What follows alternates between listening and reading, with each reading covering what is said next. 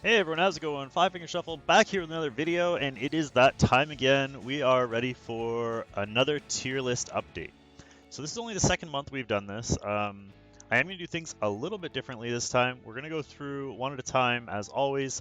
Um, but what I did is all the characters that got moved are in either green or red. If they moved up, they're in green. If they move down, they're in red. Also, what I want to do is at the end of this video, we're going to go over some information for a giveaway that we're going to do. I figured I would start talking about it now in this video since it's probably the most watched. But we got a whole bunch of stuff to give away on stream, so if you ever watch Twitch, you may want to be there that day. We'll go over that at the end. So let's jump right into this. We are going to start with water. We're going to start with the triple S units. First up on the list is Dizzy. So same as last month. Dizzy is the only triple S water unit. That being said, as we moved down into double S, we have Sigrid, Tywin, Crow, Lulu, and Bellina. And as you can see there, Bellina is in green, and she moved up. I think she was in S when she first came out, and I moved her up to green this month. She may, however, have to move up into that triple S range. We'll have to give her another month and kind of see how things go. But she could definitely take over for Dizzy. I know in higher level arena, she's already taken over for Dizzy. But we will see how that goes moving forward. Also, Sigrid being one of the best damage dealers in the game, if not the best pure damage dealer in the game, is right up there. She's just been incredible in Guild War. Tywin now, especially with everybody needing defense breaks in Arena, he's been huge for Arena. Crow has always been great. And Lulu is actually one of the few units I don't have, but obviously top tier as well. I wish I had her. So many defense breaks, plus the shield. And of course, being a mage gives her a lot of flexibility. So that's going to be it for double S. Moving on down, we are going to go to S, and only one unit here is new into the S rank, and that is Chloe. So Chloe, with her new exclusive equipment, adding that defense break makes her top tier, really now. She's really, really strong. She has one of the best burn multipliers in the game. Also, with the potential strip or defense break, depending how you want to use her, with her new exclusive equipment and the extra attack you get from it, that definitely moves her up a tier. I'm really, really enjoying Chloe. I've used her in Guild War and obviously in Wyvern. She's actually taken over for Luna. It's kind of at the point now that because Chloe is so strong, I may actually end up de-gearing my Luna. But we'll have to see what happens with that. I figured they should at least be on the same tier though. And of course DN sandwiched in the middle there. She's always going to be top tier. I think once RTA comes out, she may end up even moving up again. But that's going to change a lot of things on this tier list as things move forward. So next up, we move to A rank, and we have Kize, Sez, and Yuna. You can see Sez is our first unit in red. He did move down from S tier.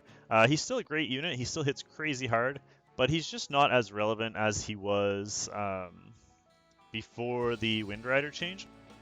And of course, Yuna now, with the new exclusive equipment we got for her and the fact that everybody now has a triple S Yuna, that definitely makes her a little more viable than she was before. I still don't think she's like crazy OP or anything. You could maybe argue that she'd be S. She's kind of on the fringe between A and S. But we kept her in that A rank. Same with Kize. Kize's great for Wyvern, but doesn't really have many uses elsewhere. And that's going to be it for A rank. Nobody in B, and then finally, down at the bottom, we have poor Zeno in C rank. He's actually our only C rank unit on the entire tier list. We're going to move on to Fire next. So before we get into this, I do want to mention that obviously there's going to be a lot of discrepancies. Like a lot of people have disagreements one way or another. Usually, the way I see it is a good tier list has everybody within one rank of kind of where everybody else would put them. So you may rank, say, Sez one rank higher, or Chloe one rank lower. But But as long as it's within one rank, you have to keep in mind that a lot of people play the game differently, and different play styles kind of lean toward different units, whether it be single target, CC, debuffs, whatever the case may be. And so that's going to change everybody's opinions across the board. And you don't have to necessarily agree with the tier list, but that's what the comment section down below is for. Make sure you comment down there. What I'm trying to do is everybody who is really high on the list that you guys think is potentially too high. So like last month it was Sigrid. A lot of people said that they didn't think Sigrid should be that high. I'm trying to put out videos kind of showcasing them. Because I have almost all of these units, I don't have Lulu, I don't have Dien, and I don't have Rule of Light. Those are the and Bassar. Those are the 4 units I don't have on this tier list. Across one of my 2 accounts. So keep that in mind. I have used all of these units before, except for those 4. And yeah, we'll at least be able to showcase most of those units. The ones that move down, it's really kind of hard to make a video about why they move down. But I will try and explain as best I can. And of course, don't forget, you can always ask questions in the comment section down below. So leading off the fire tier list, there's nobody in Triple S again this month. With Ken and Cecilia being the top 2. Keep in mind there are only 5 units in Triple S, and I'm aiming to keep it that way. So we're going to have the top 5 units in the game in Triple S, and then everybody else is going to be below that. So Double S is still top 20 units in the game, very, very strong. Cecilia and Ken. Ken, especially with this new Hall of Trials, is kind of showing his strength. Cecilia as well. I still have Cecilia on my arena defense, a very strong defense unit and kind of scary. She can hit very hard. She's also got the Provoke, Defense Break, Attack Break, 2 AoEs, and obviously crazy tanky. So that's it for Double S. Moving on to S rank. Only 3 units here. We have Tamron, Kayron, and Ball. One of the big ones from last month that everybody well, not everybody, a lot of people disagreed with, but it was funny, was Tamron, because a lot of people were arguing she should be higher, and a lot of people argued or agreed that she should be lower. I would love to put her lower. The reason she's S tier is because she very much requires Izaria, or she's really bad. Except for places like Abyss or places like Lab, but most of that stuff you can already do anyway. Like, that's not going to really move you up the tier list just because you're good in Lab or Raid. So it will move you up a little bit, and that's why she's S tier, is because she's probably the best Hell Raid unit in the game, and she's great in Hall of Trials as well, especially these first 2 rotations. But beyond that, she's really just not the best option. I know a lot of people use her in Arena and Guild War with Izaria, but again, she's very reliant on Izaria, and that's why you'll see soon Izaria is such high ranked, is because she makes everybody good. I won't touch on Tamron too much. I know a lot of people are going to wish she was higher. A lot of people are going to say she was lower as well, or she was just right. Just personally, and from all the people I've talked to, she's going to stay at S rank. Kayron as well is at S rank, although I feel like he may be trending downward a little bit with the input of Seaside Bellina. So we will have to see what happens to him in the future, as a lot less Kayrons showing up now, and a lot less Kayrons being used due to Seaside Bellina. And Ball and Sazan, he just got a huge buff, and now, of course, with that buff, he is crazy strong. He was already really strong before, but now with that buff, because nobody was using him before, I feel like because a lot of people don't like his character art. He's even stronger now. Honestly, I would love to move him up to double S, but I can't. Just because he's fire, I can't quite justify it yet. He doesn't measure up to some of these double S water units, so we're gonna leave him in that S rank for now. All right, we're gonna group these 2 together. We have A rank and B rank. Whoa. Ignore that noise. It was just the date changing in game. So we have Tenebria, Ravi, Litica, and Era in A rank. All these units are very, very strong, and very good at their selective things, but they're not like top tier, right? So keep in mind that this is still probably puts them like around top 30 units in the game.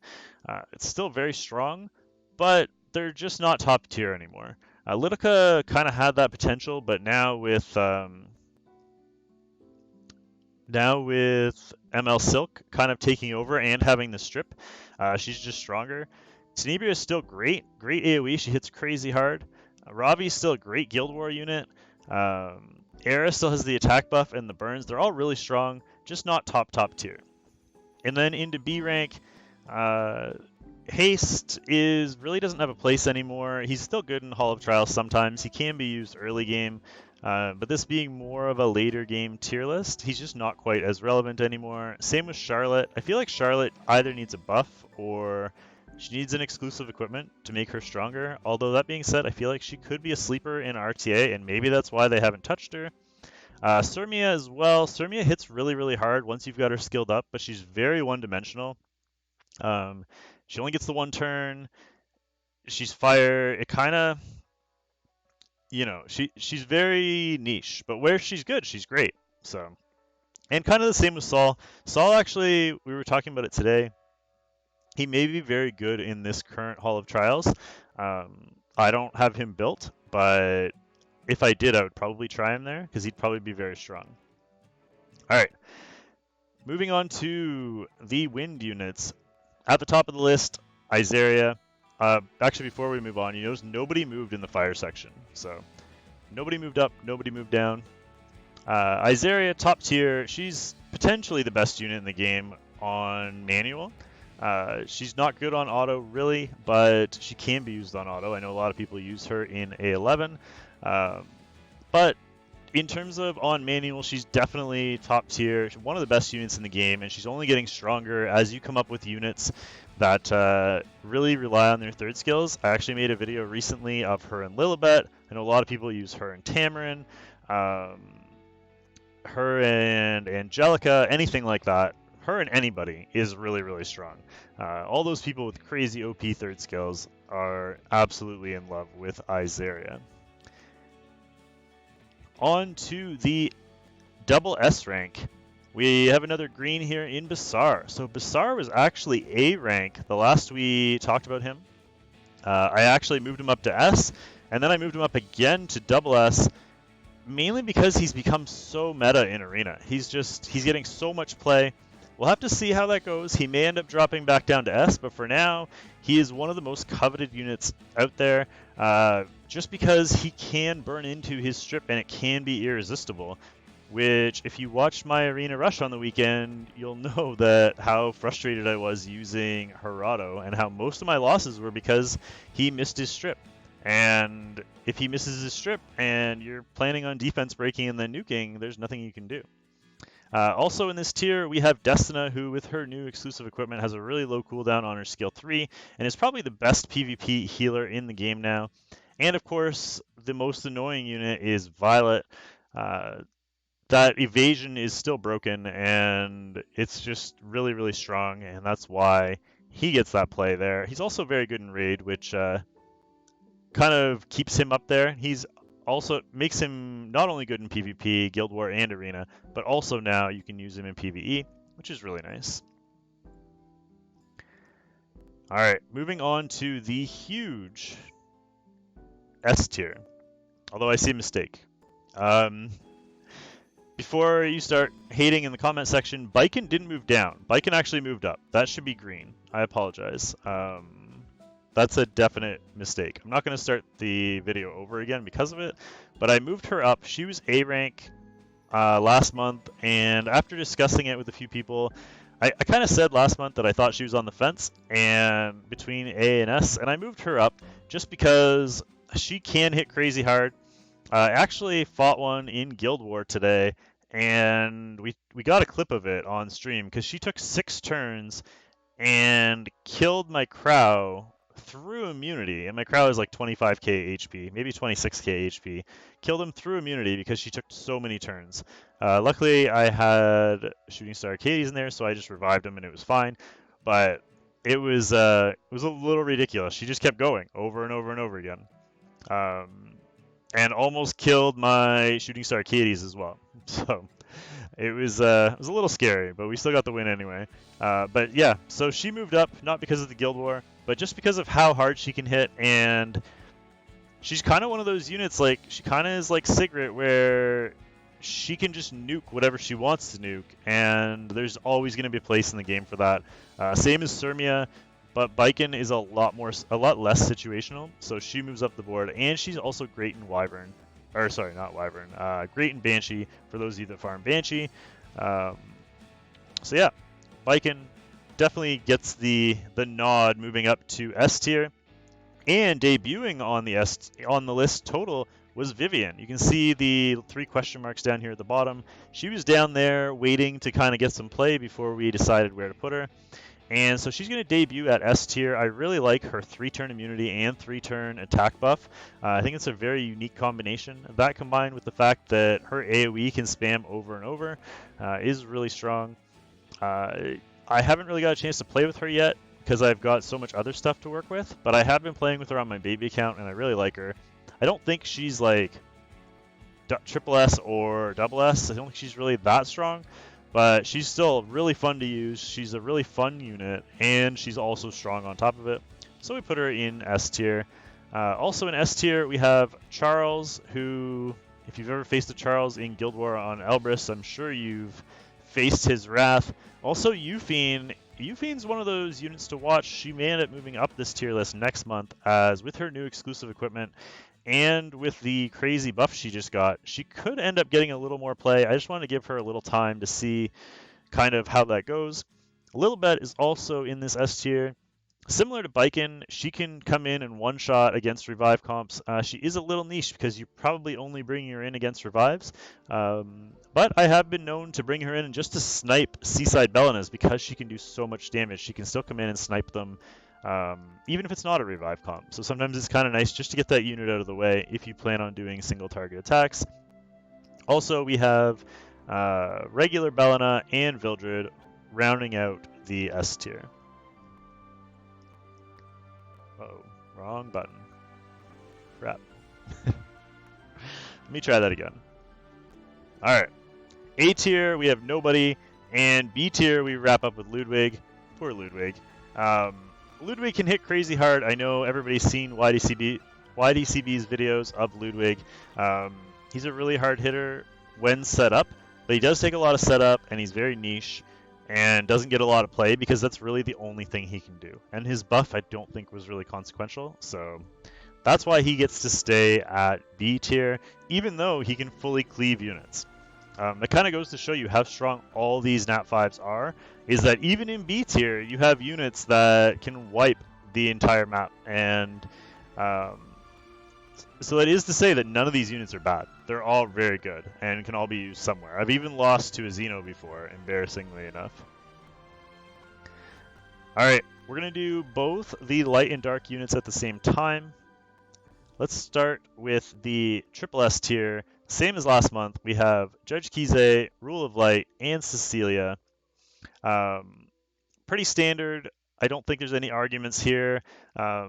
I have heard some people say that they didn't think Judge Kize should be that high, but now that I have her, I definitely agree with her being that high. I actually have her on both counts, and she's just all kinds of strong.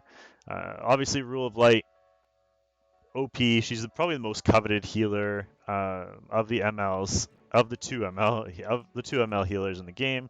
And Fallen Cecilia is, if you've ever looked at the top 100 in Arena, she's basically in every defense now.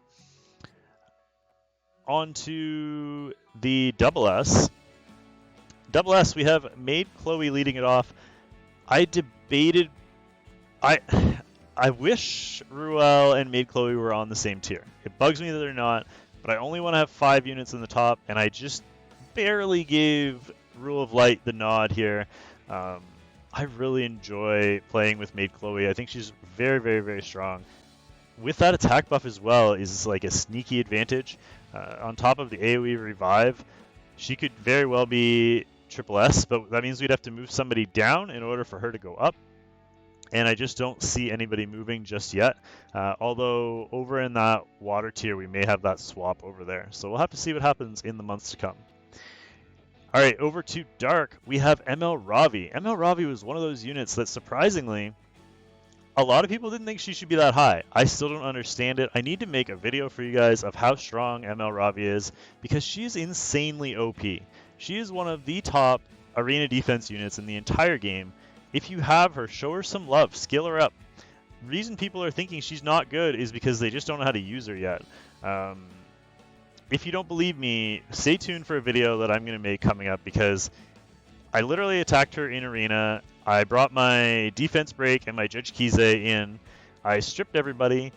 I defense broke everybody. I Judge Kize with skill 2. It didn't kill Ravi. Ravi revenged me and one-shot my Judge Kize. She's the only unit in the game that can do that, other than ML Ken. But with a defense break, you're going to kill ML Ken every single time. So even then, Ravi's really the only unit in the game that has a chance to do something like that. And it made me think twice attacking Ravi's moving forward in Guild War Rush, or Arena Rush yesterday. It was crazy. Absolutely mind blown that nobody shows her as much love as she deserves. She's definitely one of the top units in the game. She hits crazy hard, and she has a revive, and she's probably one of the tankiest units in the game on top of it. Plus, she self-heals. I've been attacking into Ravi's before, and every time I hit them, her HP is actually going up because she's healing every time, and I'm doing less damage to her than she's healing. So she's definitely worth these skill ups. And definitely worthy of her double S tier. And in the future, she may end up competing for that triple S position. Next up, we have ML Ken. Everybody knows ML Ken, knows why he's so OP. His revenge kill mechanic is crazy, and he's well deserving of his spot as well. And surprisingly, Vildred stays in that double S tier as well. I debated moving him down when we heard about his nerf, but I'm glad I didn't because if you look at Arena, he's actually in the top 100 Arena defenses more now than he was before. Partially because there's more of them out there, but also partially because he's still just crazy strong. It's amazing how many times you see people losing to Dark Vildred defenses. Let's move on to the S rank. Didn't mean to show that just yet. And he's in the wrong spot too. Damn it, made 2 mistakes. All right, S rank, we have Specimen Says. Specimen Says is really, really strong. He's another one that I'm surprised that people hate on. I feel like if they took his skill 3 and made it his skill 2, and made his skill 2 his skill 3, people would be raving about how strong he was and how strong his AoE nuke was, and how you could nuke, and whoever you didn't nuke, you could stun, and then the next turn you could come in and nuke them with skill 3, or with the skill 2. But because his skills are reversed, people are like, oh, he sucks because he only has a single target with skill 3. I think you're just looking at him wrong. I use him on my baby account all over the place, and he's just lights out when it comes to Guild War and Arena. So I really like him. I think he's definitely underestimated, and I think the reason a lot of people don't like him is because they just never gave him a chance and didn't scale him up. All right, on to A tier. That Corvis is in that A rank. So I moved him down, but I apparently didn't move down far enough. So starting with the light units, we have Era and Ball. Both of those were S tier last month. We knew about the nerfs. We didn't know how much it would change them. I kind of just guessed where they should be. So I did move them down a rank this month, putting them closer to the tier of like Tenebria and Yuna and Kize. They're still strong, they're still usable, but they're just not super, super strong anymore. They're not on the same level as like a Charles or a Vivienne or a Tamron or DN or Luna. They're kind of like one level below that. So that's why I put them in the A rank. I actually started using my Era in Arena offense. I think she could also be really good in RTA potentially moving forward. Same with Ball. But for the time being, they're going to stay in that A rank. Speaking of RTA, I think Spectre Tenebria could be crazy strong for RTA. but unfortunately it's not in the game yet either. Therefore, she stays in the A rank as well, just because she's very unique and I like her, but she just doesn't really have a place right now. There's really nowhere to use her just yet. Although you can take advantage of her in Guild War paired with Prow, but that's again a very niche situation. And Corvis is going to wrap up our A rank. I had him firmly in S tier, but I never had him before. And when I put him in S tier, I've since summoned him. He's plus 13. I geared him up, maxed his gear, and I do not like him. I saw a lot of people trading in for him. I traded for him on my baby account because there's only 2 ML.5s that I hadn't played with. One was him and the other one was Rule of Light. And I figured I kind of had a pretty good idea of what Rule of Light did. And I always kind of thought that Corvis just sat there and didn't really do much. And now that I have him, I definitely still feel the same way. He can be very strong. Like, don't get me wrong. He's still in that A tier. He's still on the same level as the Spectre Tenebria, Era, like Ravi. All those people are still really strong, but I feel like he's kind of like the Old Faithful. I've been talking about this a lot in stream. He can do it. Like, he can win Guild War. But there's just always easier ways to do it. Like, you could grind it out with Corvis, but there's easier, more efficient ways of doing it always. He's just like the fallback. So if you're like, oh, I don't know how to beat this team, you bring in Corvis, and you Corvis it with Izaria.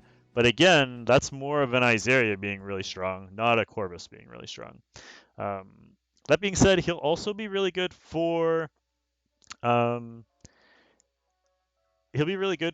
that, like, you need to do damage without doing debuffs. So if there's any new content coming out, like if we ever get a Automaton Tower hard version, then that Dark Corvus is going to be really good, and I'll be happy I have him. But for now, I just don't think he's necessary in the game. He can be used at a high level, but he's not one of those units like, oh, I wish I had a Dark Corvus, because he's kind of boring, and like I said, there's always going to be better and more efficient options. And that is going to be it. So that is all of the Nat 5s on the list. I really hope you guys enjoyed this. Don't forget to like, comment, and subscribe. And now, as promised, we have information about the giveaway. So today is September 24th. I'm just kind of pulling up the calendar here. So September 30th and September 1st are, first of all, Malagor Monday with Guild War. Plus, always Mondays are always busy. And then at reset, we're going to be having Automaton Tower reset. So we're going to do a 24-hour stream starting on the 30th and running through the 1st. And we're going to be having a bunch of giveaways. So first of all, I have a handful of iTunes and Google Play gift cards ranging in value from, where do we start at here? From $10 to $50. I think there's 9 or 10 gift cards there. I don't remember. And I also got these things made. So this is just a playing card deck featuring my logo. We will be mailing them out to a few lucky winners. I ordered a bunch of decks. They won't be coming. I don't know if I'll have them by that day. I hope so. They should be here. They've already been ordered, but you never know with the postal service how long it's going to take to get here. But I'm really excited to get them. They are super high quality, so I hope you guys appreciate them. So again, you will have to be in stream to be able to win. But yeah, we will see you guys then. I'm not 100% sure of how we're going to do all the giveaways and stuff, but it will be a 24-hour stream. I will be providing more information going forward. But again, that will be on the day before Automaton Tower reset and the day of. So I hope you get to see you guys there. Again, thank you so much. Don't forget to post your reactions and your thoughts to the tier list down below. You never know. Maybe we can have a good conversation. You guys will convince me that somebody should move up or down. And don't forget to subscribe to the channel as well, and we will see you all next time. Thank you so much for watching, guys, and have a wonderful day. Bye for now.